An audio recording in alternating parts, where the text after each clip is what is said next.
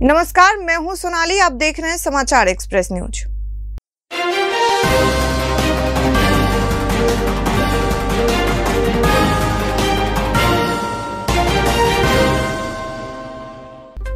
ED ने एक बड़ी कार्रवाई को अंजाम देते हुए हरियाणा मूल के रहने वाले चर्चित कारोबारी राज सिंह गहलोत को गिरफ्तार कर लिया है। ईडी द्वारा दर्ज मामलों की अगर बात करें तो बैंक लोन फर्जीवाड़े से जुड़े एक मसले में ये कार्रवाई की गई। इसके साथ ही आरोप ये भी था कि फर्जीवाड़े को अंजाम देकर उन्होंने लोगों के लिए बनने वाले आवासीय परिसर की जमीन पर गुरुग्राम के बेहद पॉश इलाके में व्यावसायिक निर्माण करवाया है।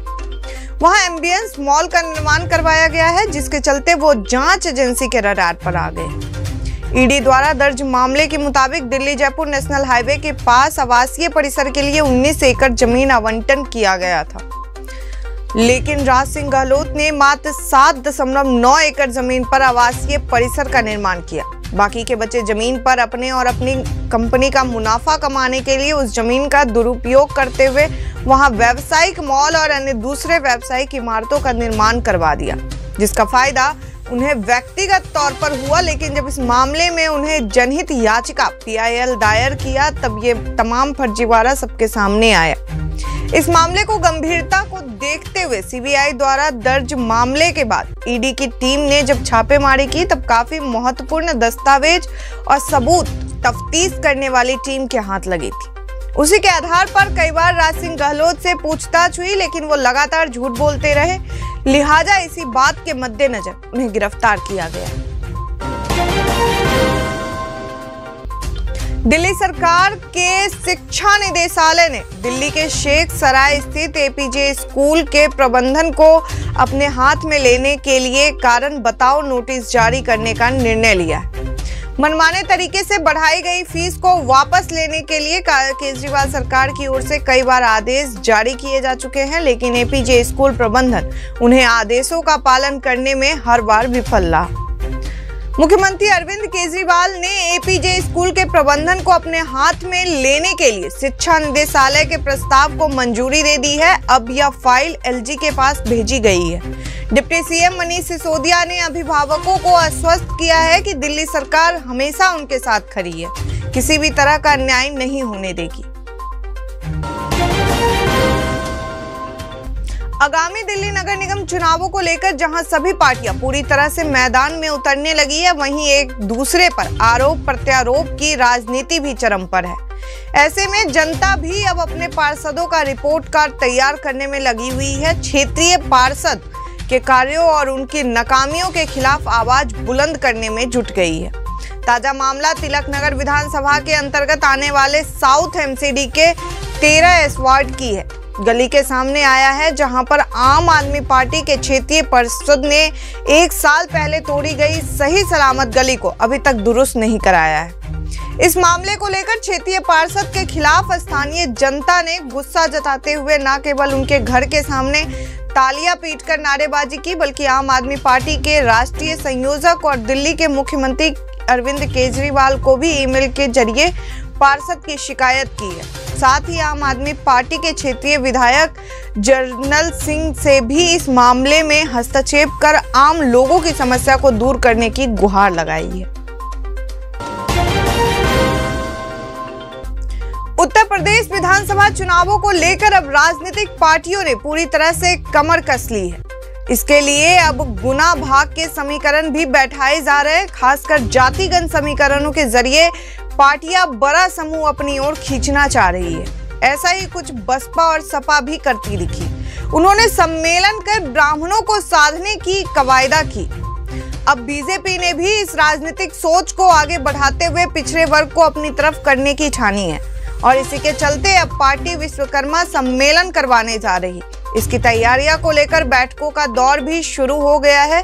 यूपी बीजेपी अध्यक्ष स्वतंत्र देव सिंह ने हरियाणा से राज्यसभा सांसद और पिछड़ा वर्ग के बड़े नेता रामचंद्र जागीर से इसी संबंध में दिल्ली में मुलाकात भी की। किसान आंदोलन के बाद जिस तरह से खासकर पश्चिमी उत्तर प्रदेश में राजनीतिक और जातीय समीकरण बन रहे हैं, उसकी काट के लिए भाजपा ने अपनी सियासी बिसात बिछाना शुरू कर दिया है। भाजपा पिछड़ों के लामबंद करने के लिए विश्वकर्मा महासम्मेलन करेगी, जिसमें देश भर के पिछड़ी जातियों से जुड़े लोग शामिल होंगे। इस सम्मेलन का आयोजन 17 सितंबर को दिल्ली के रामलीला मैदान में होगा। बताया जा रहा है कि इसमें प्रधानमंत्री नरेंद्र मोदी भी शिरकत कर सकते हैं। दिल्ली सरकार 15 अगस्त तक 20 स्कूल ऑफ स्पेशलाइज्ड एक्सीलेंस शुरू करेगी। स्पेशलाइज्ड एक्सीलेंस स्कूल 9वीं से 12वीं तक के छात्रों के लिए होंगे। इसमें स्टेम के 8 स्कूल, ह्यूमैनिटीज व 21वीं सेंचुरी हाई एंड स्किल्स के 5 स्कूल व विजुअल और परफॉर्मिंग आर्ट्स के 2 स्कूल शामिल हैं। इन स्कूल में कक्षा 9वीं से 12वीं तक के छात्रों को विज्ञान, प्रौद्योगिकी, इंजीनियरिंग और गणित, स्टेम, ह्यूमैनिटीज, विजुअल और परफॉर्मिंग आर्ट्स और 21वीं सेंचुरी हाई एंड स्किल्स के क्षेत्र में विद्यार्थियों को एक एप्टीट्यूड टेस्ट के माध्यम से एडमिशन दिया जाएगा। School of specialised excellence Delhi board of school education से एफिलिएटेड होंगे। दिल्ली के उप मुख्यमंत्री मनीष सिसोदिया की अध्यक्षता में मंगलवार को दिल्ली ऑफ स्पेशलाइज्ड एक्सीलेंस और Delhi board of school education society की दूसरी आम सभा बैठक में इस योजना को मंजूरी मिली है। उप मुख्यमंत्री मनीष सिसोदिया ने कहा कि अगले 2 साल में पूरी दिल्ली में लगभग 100 स्कूल ऑफ स्पेशलाइज्ड एक्सीलेंस शुरू किए जाएंगे। हर एजुकेशन जोन में 4 प्रकार के स्पेशलाइज्ड स्कूल होंगे, जिससे दिल्ली के सभी भागों के बच्चे अपने पड़ोस के स्पेशलाइज्ड स्कूल तक पहुंच सके। बता दें कि डीबीएसई में वर्ष 2021-22 के लिए दिल्ली के 30 सरकारी स्कूल होंगे। इसमें 10 सामान्य स्कूलों को डीबीएसई में और 20 school of specialised excellence registered होंगे। उप मुख्यमंत्री ने कहा कि इन स्कूल में छात्रों के संपूर्ण विकास पर ध्यान दिया जाएगा, जिससे वहां से पढ़कर निकलने के बाद हमारे विद्यार्थी देश और विदेश के चुनिंदा व सर्वश्रेष्ठ उच्च शिक्षा संस्थानों में एडमिशन ले सके। उन्होंने कहा कि पायलट फेज में स्कूल ऑफ स्पेशलाइज्ड एक्सीलेंस के ह्यूमैनिटीज, विजुअल और परफॉर्मिंग आर्ट्स और 21वीं सेंचुरी हाई एंड स्किल्स के स्कूलों में 9वीं कक्षा में दाखिल लिए जाएंगे, जबकि स्टेम स्कूलों में कक्षा 9वीं और 11वीं दोनों के लिए एडमिशन लिए जाएंगे। इन स्कूल में प्रवेश पाने के इच्छुक छात्रों को एक स्क्रीनिंग प्रक्रिया से गुजरना होगा, जहां एक एप्टीट्यूड टेस्ट के माध्यम से उन्हें एडमिशन का मौका मिलेगा। पहाड़ी इलाकों में लगातार हो रही बारिश के बाद अब यमुना नदी उफान पर आ गई है। जानकारी के अनुसार तेजी से आए पानी के बाद अब हथनी कुंड बैराज की दीवारों से लगभग 1.59 लाख क्यूसेक पानी टकराया है। बैराज को किसी तरह के खतरा ना हो, इसको देखते हुए अब इसके सभी गेट खोल दिए गए हैं और पानी को दिल्ली की तरफ छोड़ दिया गया है, जिसके बाद दिल्ली के कई इलाकों में बाढ़ का खतरा मंडरा रहा है। वहीं पानी के तेजी से बढ़ने के चलते अब दिल्ली के साथ ही हरियाणा के निचले इलाकों में भी मुसीबत बढ़ सकती है। बाढ़ तबाही मचा सकती है। इसी को देखते हुए अब दिल्ली में भी प्रशासन अलर्ट पर है और यमुना के डूब क्षेत्र में आने वाले इलाकों को खाली करवाया जा रहा है। दिल्ली हाई कोर्ट ने नए आईटी नियमों का पालन नहीं करने पर ट्विटर को फटकार लगाई है। इसके साथ कोर्ट ने ट्विटर को दोबारा हलफनामा दाखिल करने के लिए कहा है। दिल्ली हाई कोर्ट ने सुनवाई के दौरान नाराजगी जताते हुए ट्विटर से कहा, नए आईटी नियमों 2021 का अभी तक पालन नहीं किया गया। इसके साथ कोर्ट ने ट्विटर से नाराजगी जाहिर करते हुए पूछा कि अभी तक नोडल अफसर की नियुक्ति क्यों नहीं की गई। दिल्ली हाई कोर्ट ने ट्विटर से कहा कि क्या आप नोडल अफसर की नियुक्ति को लेकर गंभीर हैं? आपको दाखिल किए गए हलफनामे से हम कोर्ट खुश नहीं है। बता दें कि दिल्ली हाई कोर्ट नए आईटी नियमों के मामलों को लेकर चल रही सुनवाई की अगली तारीख 6 अगस्त तय की है।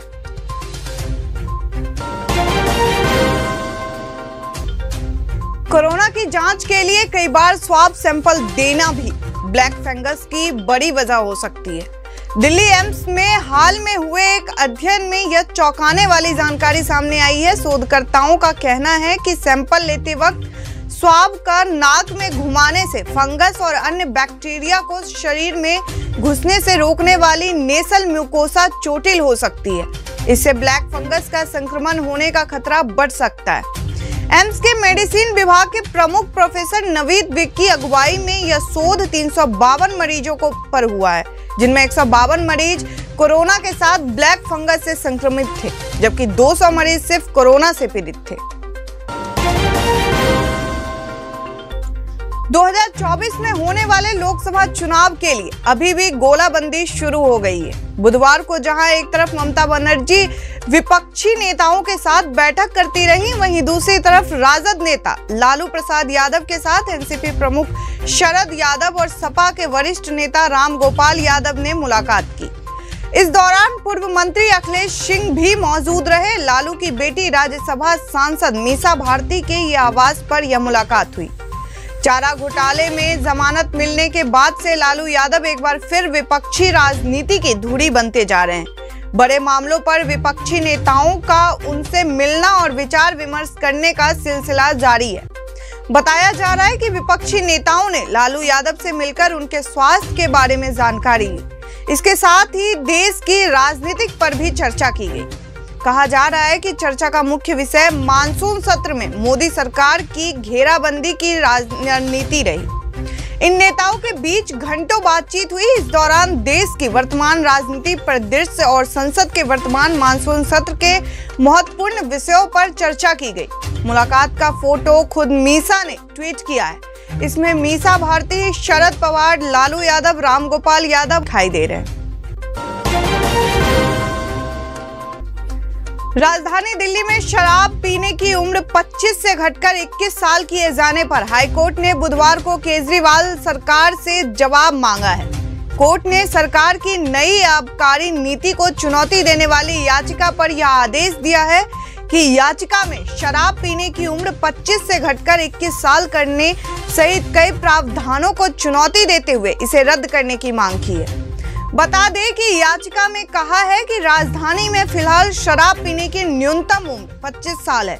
याचिका के अनुसार हरियाणा में 25 साल और उत्तर प्रदेश में 21 साल है। नई नीति में दिल्ली में भी शराब पीने की उम्र 21 साल तय की गई है।